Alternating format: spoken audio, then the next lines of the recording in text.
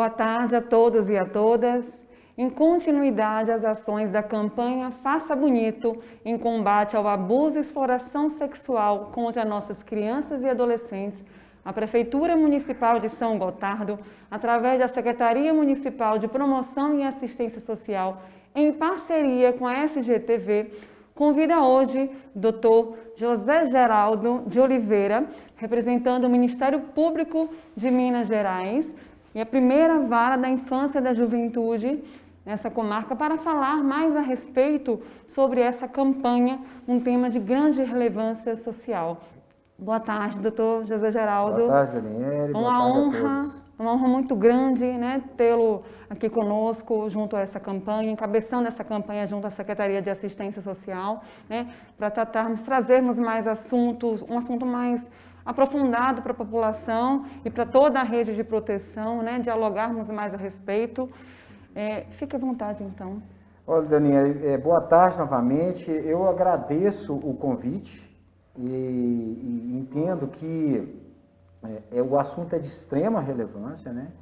E está na pauta do dia, realmente, porque não só aqui em São Gotardo, mas em todas as comarcas, Minas Gerais afora e Brasil afora, estão sendo promovidas campanhas similares ou iguais, né? Exatamente pelo grande número de casos que vem acontecendo de abuso e exploração sexual de crianças e adolescentes, Brasil afora, Minas Gerais afora e em São Gotardo em particular. Aliás, eu trouxe aqui alguns dados apenas para exemplificar, já de início, já entrando aqui no nosso assunto realmente, para que as pessoas tenham a dimensão do que a gente está falando, porque muitas vezes a gente fica apenas divagando sobre as coisas e não demonstra claramente a importância de se debater o tema, a importância de se tratar com cuidado do tema, seja para evitar, o que é sempre desejável, né? Evitar que o abuso aconteça, mas também saber como agir depois dele ter, infelizmente, acontecido. E os dados são alarmantes, Daniele. Em 2011, foram verificadas 10.699 denúncias no Disque 100, lá o Disque Direitos Humanos, denúncias envolvendo crianças e adolescentes. Já em 2017, apenas para fazer um paralelo nesses 7 anos, pulou para 20.330 casos, um aumento de 90%. Em Minas Gerais, em 2017, foram 2.071, só em 2017. 2071, um aumento de 141 casos relacionados à violência sexual especificamente. 2071, só em Minas Gerais, perde apenas para São Paulo, que é o maior estado, o maior, não digo, mas o mais rico, mais importante da nossa federação.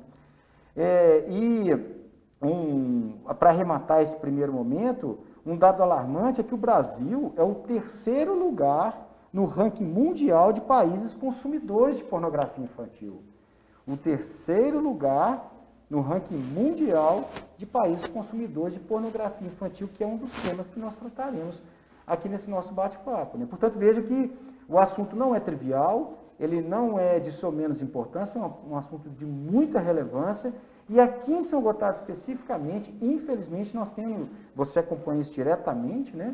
Você como secretária, eu como promotor de justiça, na ponta da persecução penal, a gente sabe que os casos aqui em São Gotardo cresceram demais. É alarmante, portanto precisamos debater, precisamos conscientizar as pessoas sobre as condições que são mais favoráveis para que esse tipo de abuso aconteça e também como coibi-lo ou denunciá-lo, caso já tenha acontecido.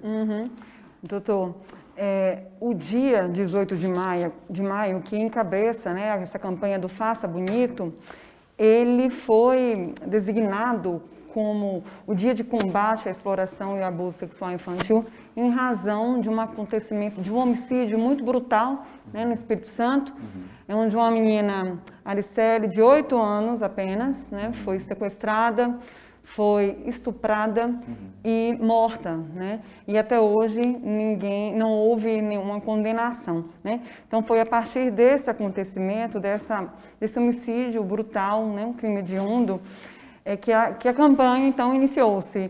E aí a gente se depara com já de início com uma dúvida. A campanha não só é voltada para o abuso sexual, mas também a exploração, né, sexual. Qual que é a diferença do abuso para a exploração? O que caracteriza cada um? Olha, a violência sexual é um gênero que comporta duas espécies, o abuso e a exploração sexual.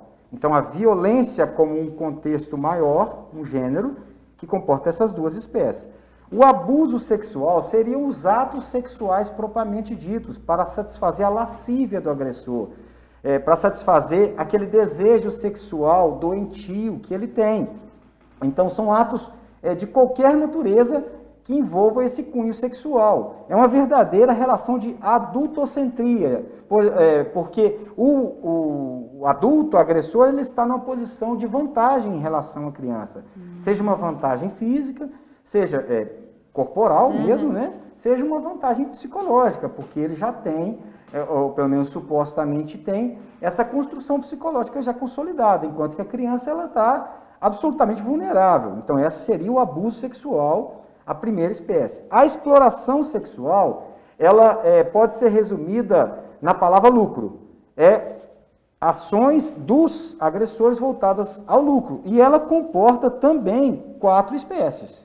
Ela se subdivide em 4 espécies. A primeira delas, exploração sexual no contexto da prostituição.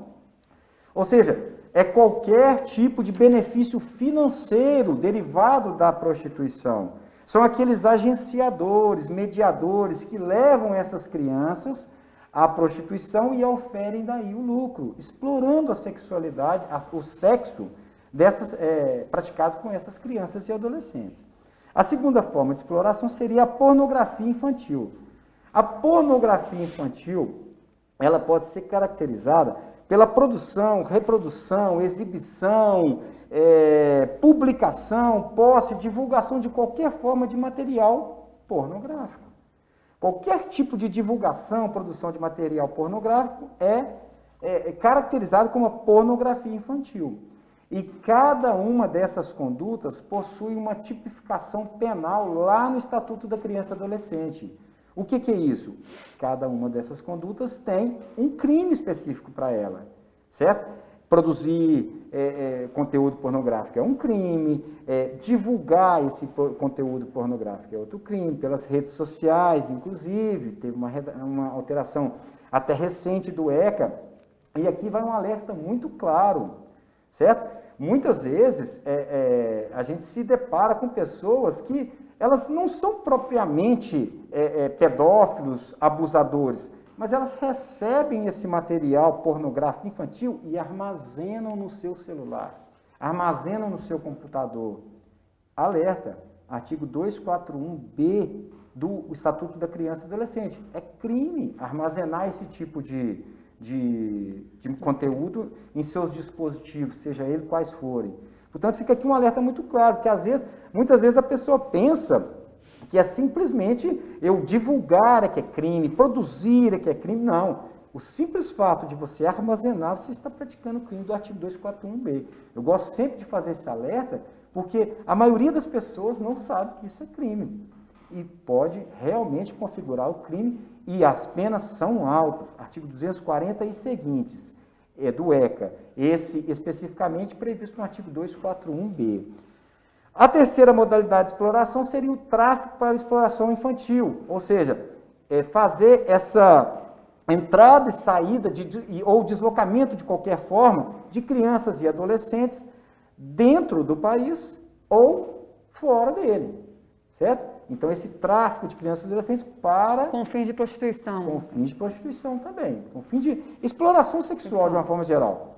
Não precisa necessariamente ser prostituição, explorar o sexo com essas crianças. Então, das mais diversas formas. Pode ser um tráfico para fins de produção de material pornográfico.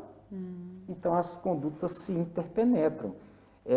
A mentalidade voltada para o crime, muitas vezes, ela é criativa, né? Então, a gente não tem como fazer um modelo estanque de condutas. Por isso é tão difícil tratar do tema, né? E, por fim, o turismo com motivação sexual. o que no nosso país, infelizmente, é muito comum. Não na nossa região, mas sobretudo nas cidades praianas, né? Nas cidades do nosso litoral, não só nelas, mas especialmente nelas, que são aquelas condutas de exploração sexual de crianças e adolescentes que vêm para o Brasil ou transitam dentro do Brasil para ter sexo com essas crianças e adolescentes, configurando aí o turismo com motivação sexual. Uhum. Né? E falando mais especificamente do abuso sexual infantil, há necessidade de haver contato físico ou lesão corporal, uma conduta mais agressiva para ser caracterizado ou não? Apenas retomando aquela outra primeira questão, que talvez eu tenha esquecido de falar ou passei muito rapidamente, já emendando na sua próxima pergunta, o abuso sexual, ele pode acontecer intrafamiliar ou extrafamiliar, certo? É muito comum, inclusive, que elas aconteçam dentro de casa, com padrastos, com madrastas, com enteados, com os seus o padrasto e tios, com sobrinhos, enfim, é uma infinidade de situações que podem acontecer e acontecem dentro da família, sem excluir a possibilidade desse abuso acontecer fora dela e nos ambientes dos mais diversos, né? Creches, escolas, escolinhas de futebol, já vimos também, já tive um caso concreto nesse sentido também. Enfim, uma gama de lugares. Ou seja, está muito ligado, na maioria das vezes, a uma relação de confiança, seja dentro da própria casa, né, com um grau de parentesco familiar, ou com relação de confiança com as instituições, né, que a criança ou adolescente diariamente utilize, né? Exatamente. Aliás, muitas vezes o agressor se vale exatamente dessa relação de confiança. Ele se acha acima de qualquer suspeita, justamente por ser o tio, justamente por ser o professor. Então ele se vale dessa confiança e de um certo pacto de silêncio, sobre o qual acho que falaremos depois, até de forma mais esmiuçada, para que ele possa se valer dessa vantagem e, ao mesmo tempo, ficar impune. Mas, voltando especificamente à sua pergunta, se há necessidade desse contato físico, dessa relação corporal para que haja a configuração do abuso, a resposta definitivamente é não. Há um verdadeiro mito de que é necessário para a caracterização do abuso sexual, da exploração de qualquer forma, que haja contato físico. Isso não é verdade. Pode acontecer de diversas formas esse abuso, essa exploração, sem um único toque sequer. Somente pela indução da vontade daquele menor. Né? E daqui até era um ponto que eu queria ter feito no começo, acabei me esquecendo.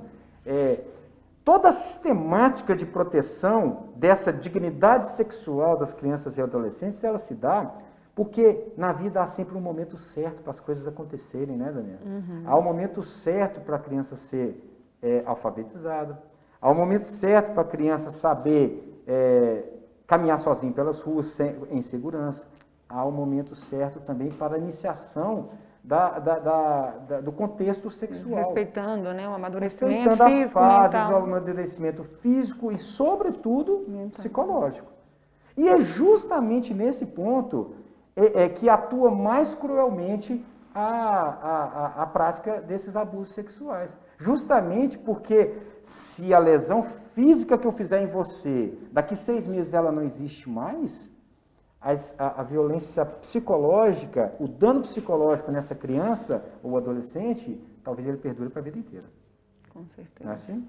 Então, é por isso que se caracteriza também esse tipo de abuso, não só com o contato físico, que é a conjunção carnal em si, a penetração em si, mas também a satisfação da lascívia pela mera contemplação da vítima.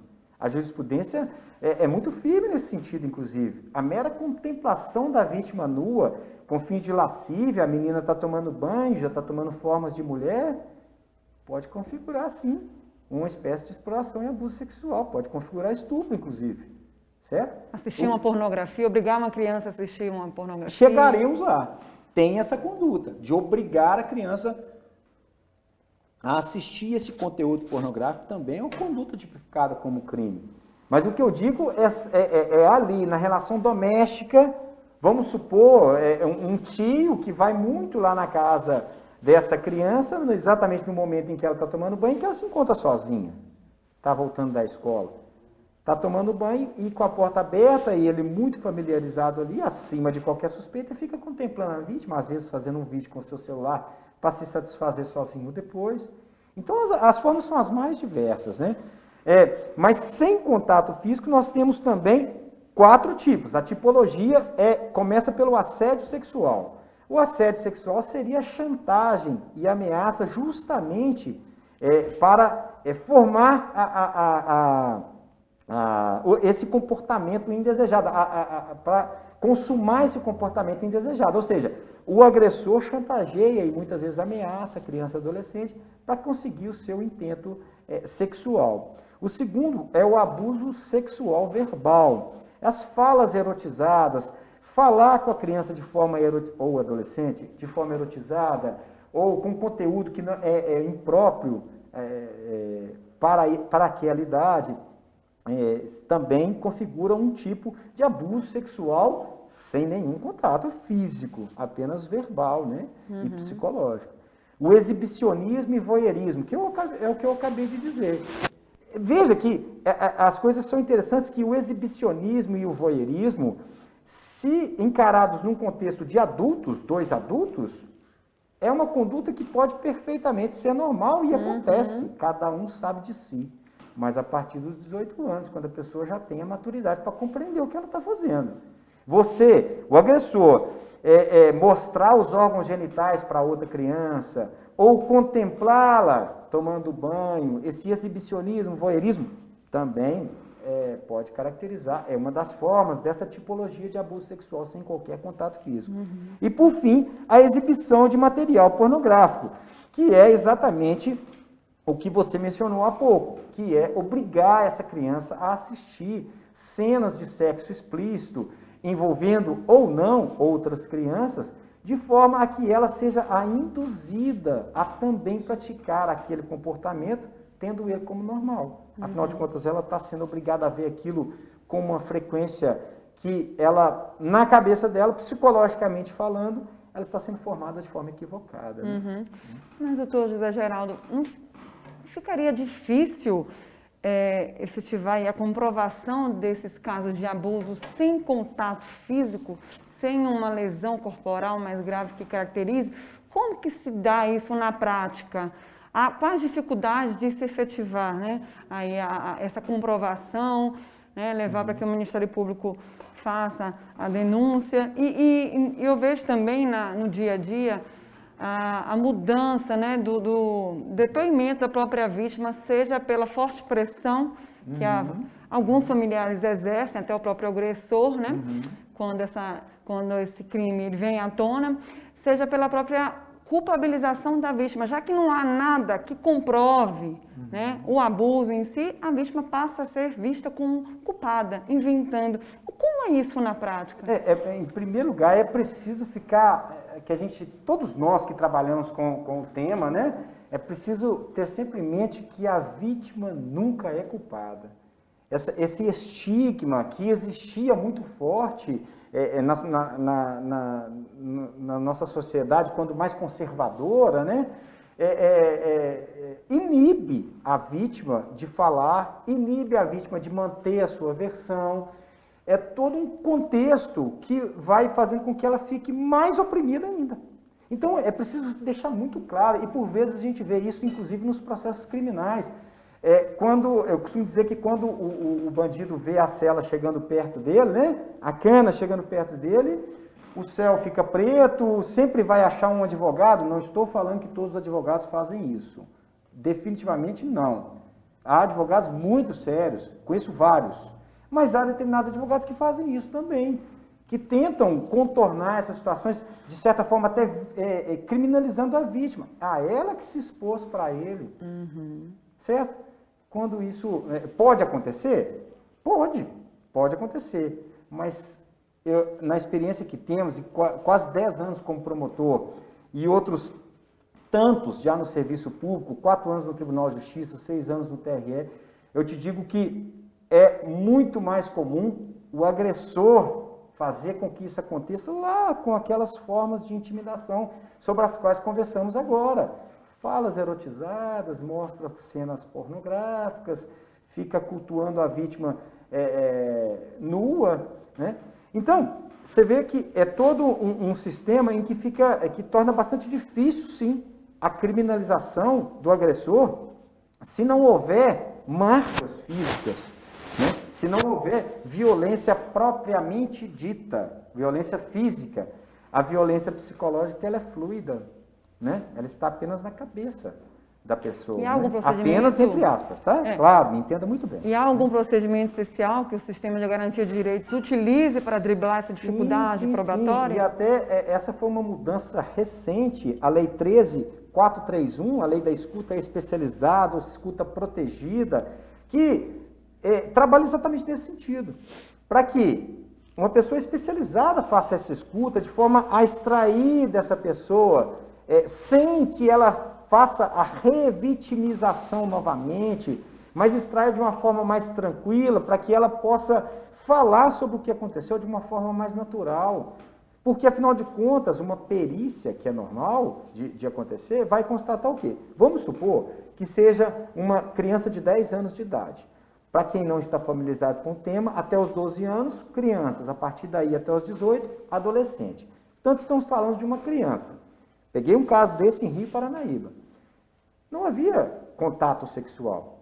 Não aconteceu uma vez sequer penetração propriamente dita. O que a perícia vai constatar? O perito, rompimento imenal? Não vai constatar. Vai constatar, através dessa escuta protegida, escuta especializada, uma pessoa preparada para isso, num ambiente também preparado, o quê? Como se deu. Passa a mão pelo corpo, pelos seios, na vagina, fica contemplando a vítima.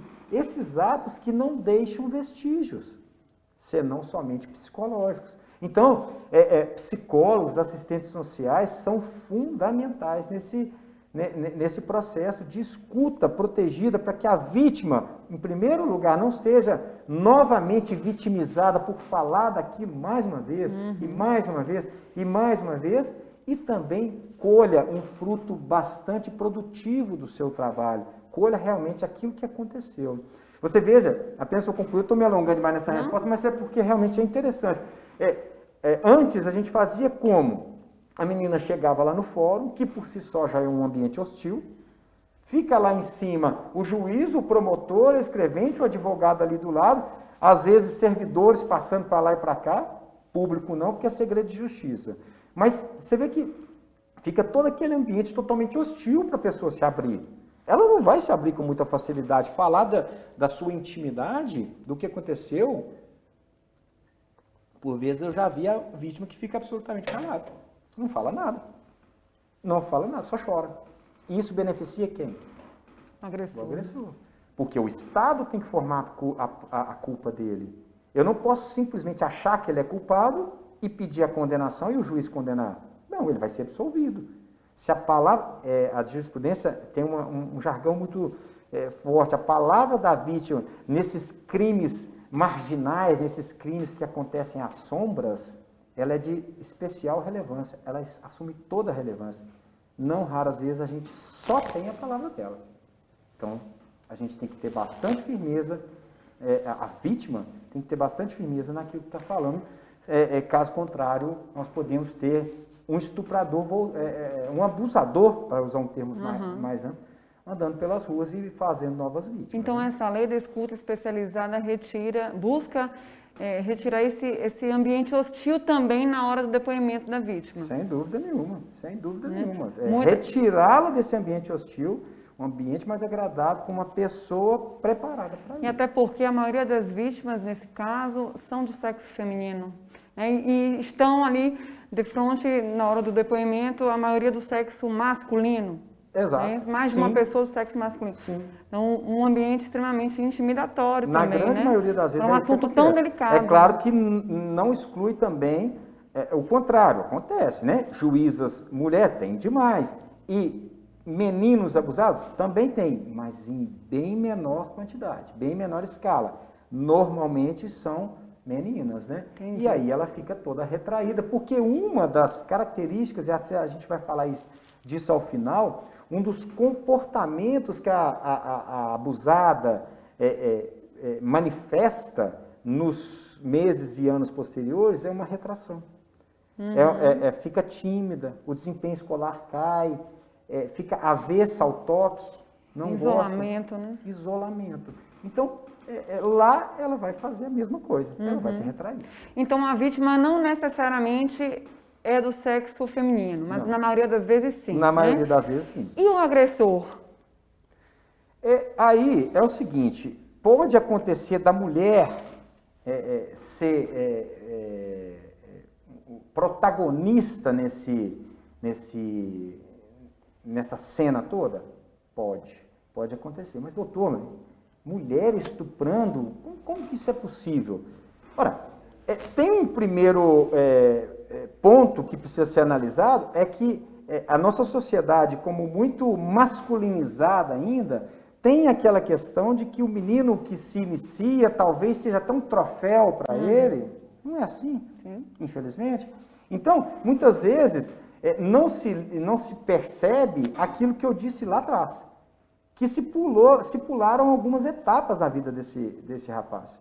Então, essa mulher, ela pode ser caracterizada como uma abusadora, sim, sem dúvida nenhuma. Ela pode, sim, ter praticado alguma conduta que leve ela a ser caracterizada como abusadora. Ou consumidora de pornografia infantil, também.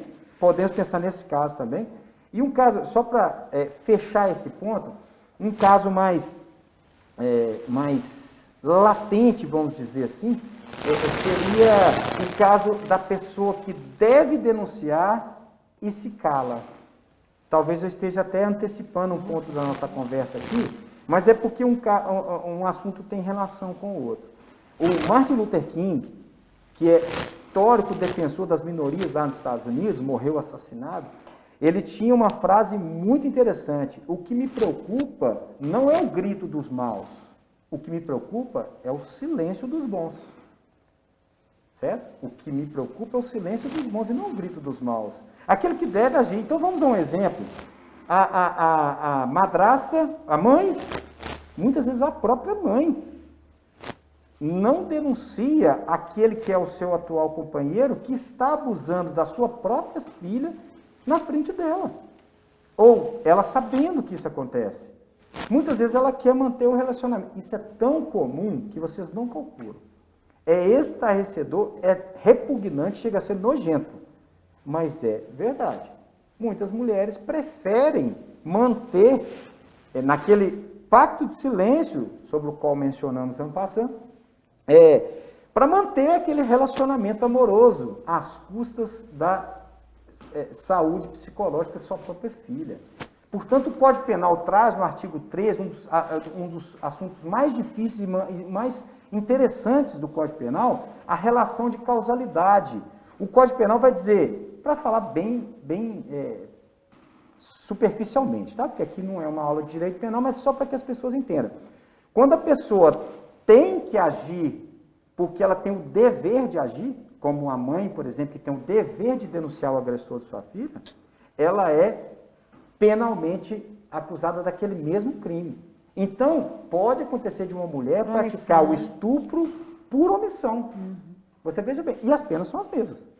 É a mesma coisa. Então só favorece a manutenção do ciclo de violência domiciliar, né? Exato, exatamente. E a lei traz os mecanismos para que a gente faça essa persecução penal, para que a gente coíba, para que a gente puna os culpados.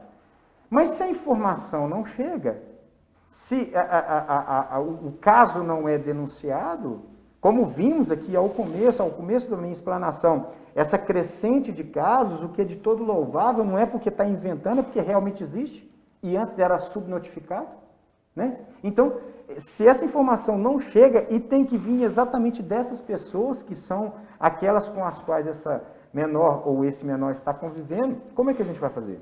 Uma... Como que eu posso adivinhar que aquela criança ou aquele adolescente especificamente está sendo abusado? E nessa omissão aí da mãe, né, quem deveria proteger se omite, né, permitindo que essa perpetuação da violência contra uma filha, né, uma enteada no caso. Né, essa perpetuação pela mãe, ela pode ser também levada a um contexto cultural, por exemplo, às vezes a própria mulher não denuncia o agressor, porque depende financeiramente dele, porque também tem medo, às vezes até violentada, né, por ele. Então, há essa relação também com o contexto cultural? Totalmente, totalmente, porque eu li um livro uma certa vez de psicologia forense. Esse ponto especificamente ele tem um nome que, se eu não me recordo, uns benefícios laterais. Essa mulher tem benefícios laterais por não incriminá-lo, por não denunciá-lo. Quais são esses benefícios laterais?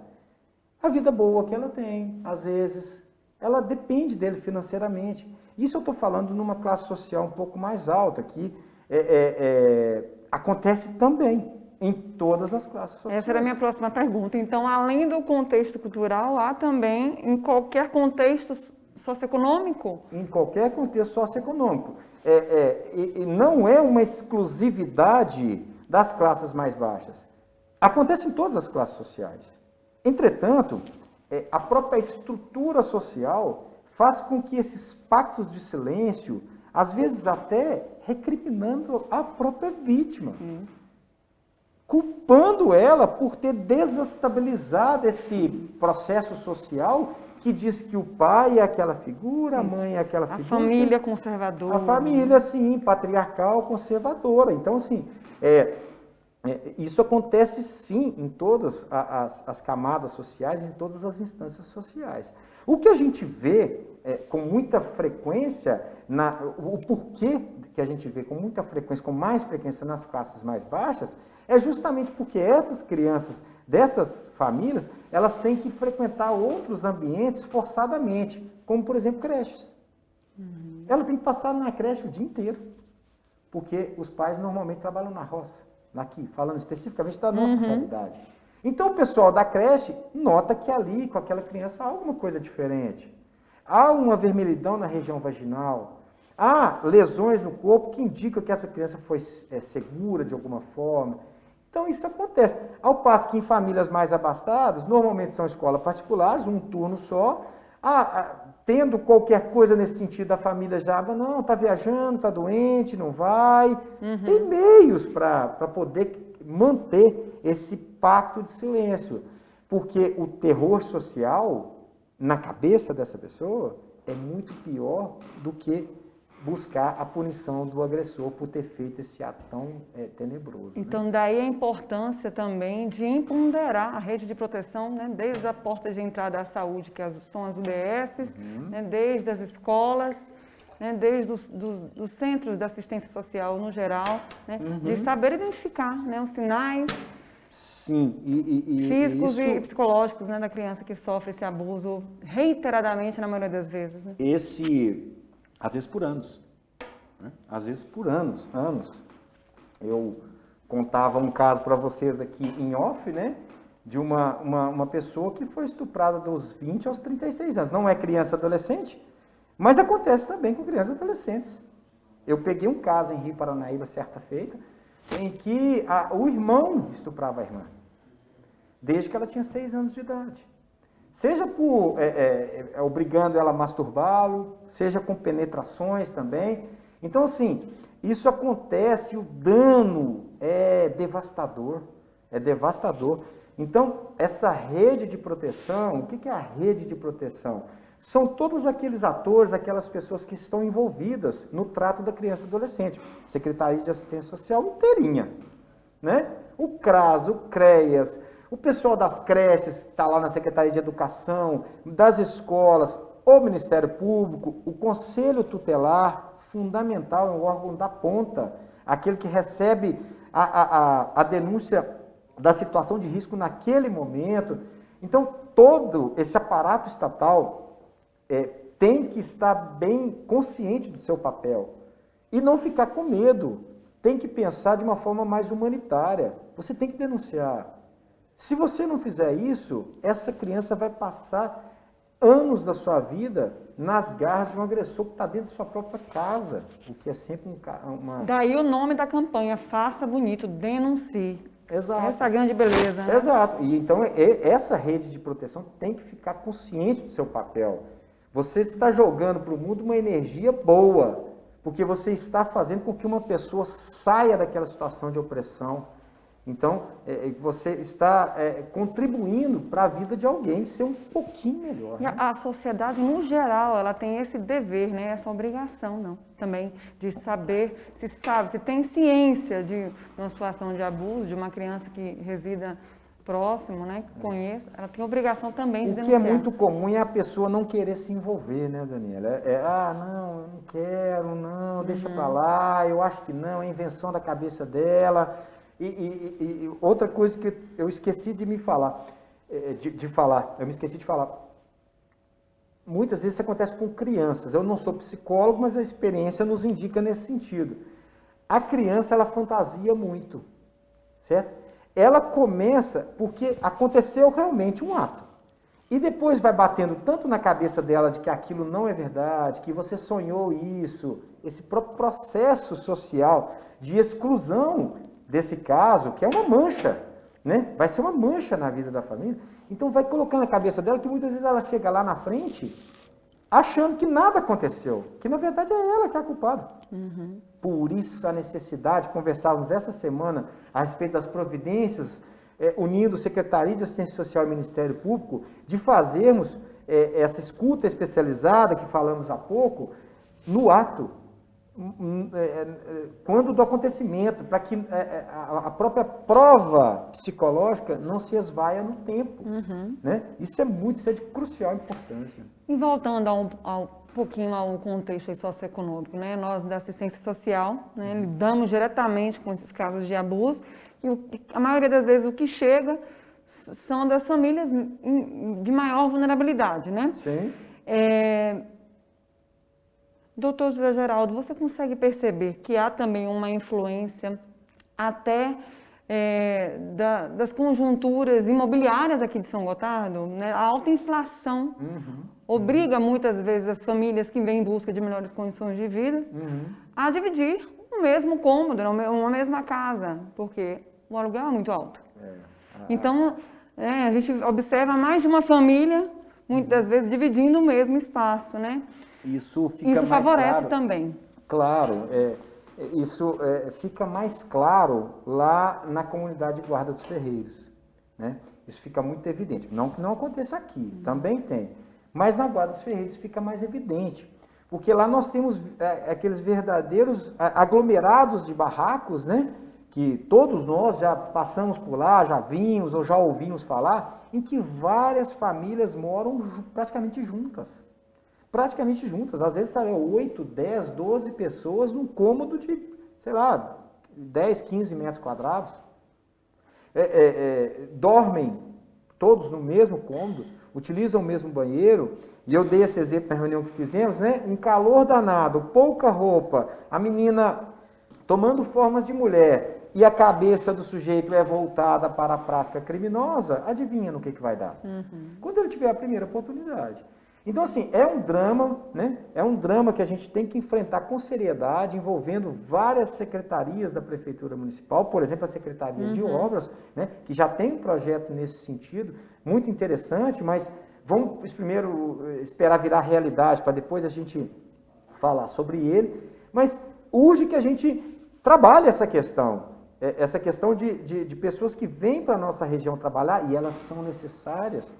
Elas são muito importantes para nós, necessárias talvez não seja o termo mais correto, elas são importantes. Sim. Cada uma daquelas pessoas ali é importante, porque o produtor rural precisa dela para trabalhar. Isso. A nossa região só é rica e essa pujança por causa que tem gente para trabalhar. Porque na roça, na agricultura sobretudo, mas também na pecuária, mas mais na agricultura, precisa de gente para trabalhar. Eles querem trabalhar. Nós temos um emprego aqui, que venham, que venham. Eu falo isso sempre nos júris que eu faço. Venha para trabalhar. Mas se você quer vir para cá para cometer crime, seja relacionado à sexualidade de criança ou qualquer outro crime, por exemplo, o homicídio, que é o caso dos júris, não venha. Porque aqui nós vamos tratar a questão de forma séria e vamos garantir que esses agressores, no limite do possível, que eles permaneçam presos e sejam efetivamente punidos por aquilo que fizeram. Isso. Doutor, então, quando o agressor ele se vê ali, né, num contexto propício, né, para execução aí de um abuso ou exploração sexual infantil, isso então não quer dizer que ele seja necessariamente pedófilo ou ele já traz algum distúrbio nesse sentido? Na verdade, não, porque o pedófilo nem sempre é um abusador e o abusador nem sempre é pedófilo. As figuras podem coincidir, e muitas vezes coincidem, mas não necessariamente. O pedófilo, muitas vezes, ele se vale da internet, em chats de internet, WhatsApp, grupos abertos, Messenger de Facebook, Instagram, para fazer esse contato direto com a criança e adolescente, às vezes oferecendo coisas legais, assuntos interessantes, uma linguagem mais palatável para eles, mais fácil. O cara fala minha língua, olha só que legal. Quando vê, ela está nas garras de um pedófilo e não está nem sabendo, né?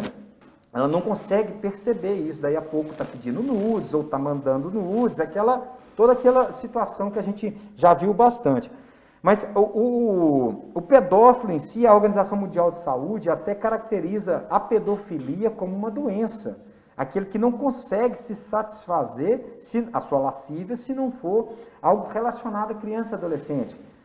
Conquanto isso seja um assunto bastante espinhoso, né? Não muito seguro de se trabalhar, é bastante controverso, mas o fato é que, doença ou não, e falo só por mim, como membro do Ministério Público, eu vou buscar a punição dele, certo? Eu, como promotor de justiça, eu não aceito essa fuga que algumas pessoas tentam de dizer que ele é um doente.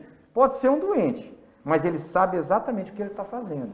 A doença que faz com que a pessoa não responda pelos seus atos conduz à inimputabilidade, artigo 26 do Código Penal. Você não sabe o caráter ilícito daquela sua conduta. Você não sabe que é crime. Agora, a pessoa que é pedófila, ela sabe exatamente o que ela está fazendo e sabe que é errado. Então, assim, busca-se a punição e o tratamento. Ok, aí nós estamos juntos. Certo? Mas essas figuras nem sempre elas coincidem. O pedófilo pode não ser abusador, pode nunca tocar numa criança. Pode, por exemplo, desculpa, só para concluir, o pedófilo pode, por exemplo, produzir conteúdo pornográfico e divulgar e ficar trocando por essas vias digitais. Então, ele pratica aquele crime lá do ECA, sobre o qual eu falei há pouco, e nunca chegou perto da criança. Porque ele simplesmente fez a edição de vídeos, tal, compartilhou, vendeu, forneceu gratuitamente, armazenou. Ele é pedófilo e abusador, sem nunca ter encostado na criança. E falando nesses crimes sexuais na internet, né? Nossas crianças e adolescentes sem escola, né? Nessa pandemia, com muito mais acesso nas redes sociais, à internet, e sem a presença dos pais. Como podemos driblar essa maior vulnerabilidade, já que não é só um ambiente doméstico por si só, é também um ambiente vasto de uma rede social, é um outro mundo, né? Como, doutor, podemos, né, driblar essa situação que vivemos? É muito difícil, né? Esse ambiente digital não tem fronteira, né? Ele não tem fronteira e parece que as crianças hoje já nascem com habilidades digitais, né? Uma coisa impressionante, né? As crianças têm uma facilidade impressionante para descobrir coisas que às vezes a gente... Como é que chegou até ali? Isso é um perigo danado. Isso é um perigo danado porque muitas vezes está numa rede social aberta. Isso aconteceu na minha casa, com a minha filha mais nova. Aquele desenho Patrulha Canina, não sexual, certo? Era uma coisa de amedrontar e tal, mas só para dar um exemplo de como elas chegam, essas crianças chegam nesses conteúdos por vias que muitas vezes são lícitas, ok, tem até conteúdo interessante, legal, construtiva até talvez. E esses camaradas pegam exatamente esse ponto, porque vai atrair a atenção, e põe ali o conteúdo que ele imagina, sexual ou não. Esse especificamente que eu estou falando era de amedrontar. Então, assim, em primeiro lugar vai o papel dos pais, né? O papel dos pais de ficarem realmente na cola, para falar o português claro. Não deixar livremente o celular, ou notebook, computador, livre para a criança, saber exatamente quais páginas ela está pesquisando. Vai lá no histórico do navegador, o celular, o tablet, o computador, tudo tem um histórico. Eu posso pegar seu tablet e saber quais páginas você visitou. A menos que você tenha apagado o histórico, o que eu quero crer que uma criança e adolescente não vai ter esse nível de refinamento digital também para fazer, né? Não é o caso. Então vai lá no histórico. Vai no histórico, você vai saber cada uma das páginas que foram visitadas naquele dia e nos outros dias anteriores também. Então, em primeiro lugar, vai aí o papel dos pais de ficarem realmente junto dos seus filhos, sabendo o que eles estão construindo. E de limitarem o acesso, né? De limitar o acesso, claro. O excesso de telas hoje é um drama para uma outra entrevista. Aí é mais coisa, né? Muito mais coisa. E é um drama que todo mundo enfrenta. Eu, você, o Hudson, qualquer um que tenha filhos sabe que isso é um problemaço. Mas que a criança e o adolescente é um ser daquela geração. A gente também não pode tolhê-lo de forma que ele regrida, né? Você não vai ter tela nenhuma, vai ter...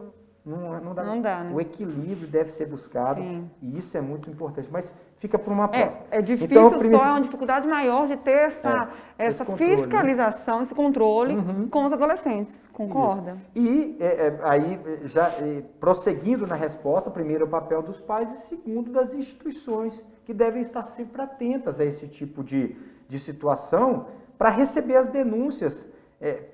Por muitas vezes anônimas, não tratá-las como banais ou simplesmente porque são anônimas não é verdade. Cautela é sempre a palavra de ordem nesse tipo de caso. Cautela e celeridade ao mesmo tempo, quando verificar que realmente está acontecendo. Então o Disque 100, Disque Direitos Humanos, 100, 100, Disque Direitos Humanos. Você vai fazer sua denúncia lá e pode fazer anônimo. A ouvidoria do Ministério Público, está lá no site do Ministério Público, mpmg.mp.br. Você pode fazer sua denúncia também. E a gente tem os canais para acionar as instituições que são ligadas ao combate da exploração infantil, a Polícia Militar, o famoso 190, né? E o Conselho Tutelar, que é quem está lá de plantão, sábado, domingo, feriado, chuva, sol. Há sempre um conselheiro tutelar de plantão, justamente porque esses casos acontecem muitas vezes nos finais de semana, em que há um consumo excessivo de bebida alcoólica, à noite, em que se aglomeram essas pessoas, esses lugares muitas vezes com várias pessoas de diferentes culturas e de diferentes formas de pensar a vida, muitas vezes voltada para o crime. Então está ali no ambiente propício. Então vai ter sempre um conselheiro tutelar de plantão com celular para poder fazer o atendimento dessa demanda. Não há outro caminho senão esse. Primeiro, o controle interno dos pais e segundo, o controle externo das instituições todas engajadas nesse sentido aí. E a própria orientação também, né? A própria orientação sexual, né? Com um papo mais aberto, pai para filho, né? Responsável para filho, enteado. Essa educação também sexual nas escolas, né? Daí o papel também não só dos pais, né, em proteger, mas da rede, do sistema de garantia de direitos como um todo, né?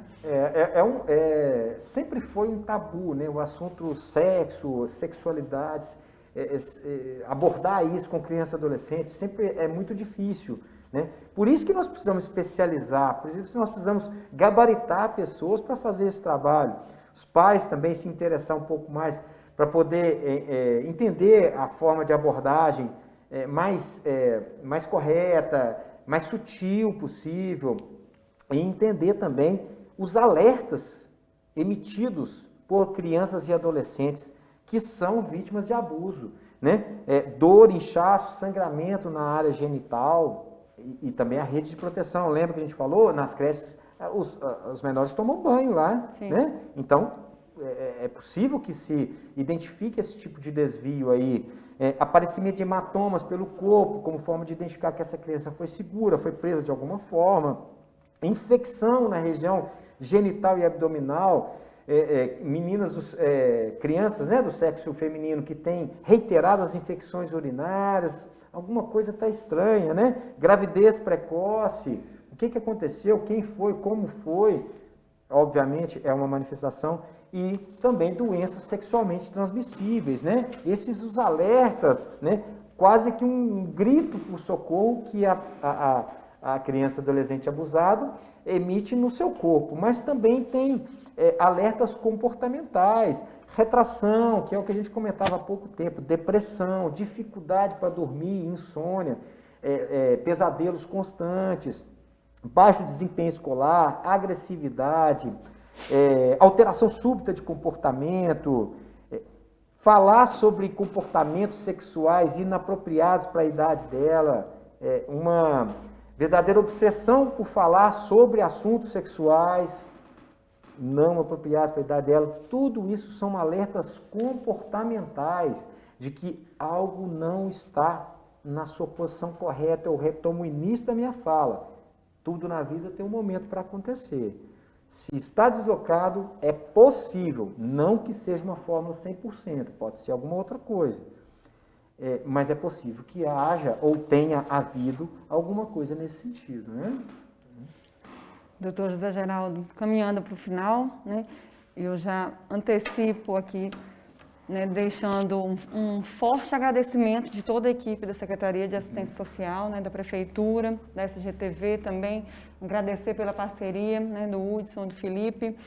É um tema extremamente delicado, ao mesmo tempo cheio de tabus, né, de mitos, mas que a gente precisa debater mais, como estamos fazendo aqui, né?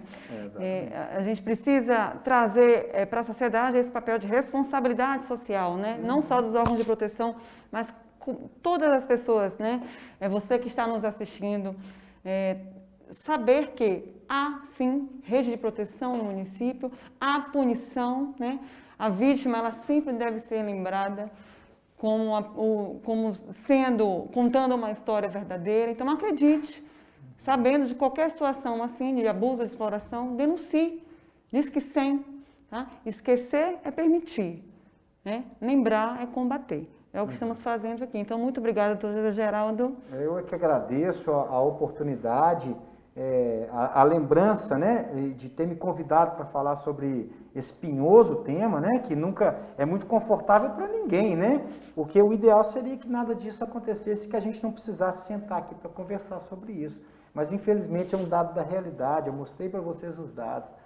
Esse crescimento alarmante que potencializou demais na pandemia, né, falamos apenas lateralmente sobre isso, a pandemia, como agregou ainda mais as pessoas dentro de casa, potencializou, e daqui a pouco a gente vai ver a extração desses números aí, a gente vai ver que o problema só piorou. Portanto, não deixe de levar a sério uma eventual denúncia ou um eventual grito de socorro, ainda que silencioso. Um grito de socorro, ainda que silencioso, numa mudança de comportamento. E não precisa ser o seu filho, sua filha, não. Deus queira que isso não aconteça na sua casa. Mas pode ser o seu sobrinho, ou um vizinho, ou alguém que você conheça, que você, na verdade, não estará prejudicando a família. Muito ao contrário, você vai estar contribuindo para que essa criança e adolescente possa fechar essa chaga e poder viver a sua vida de uma forma mais natural e mais feliz. Eu renovo, agradeço muito e estou sempre à disposição. Obrigada. Boa tarde a todos e a todas. Boa tarde.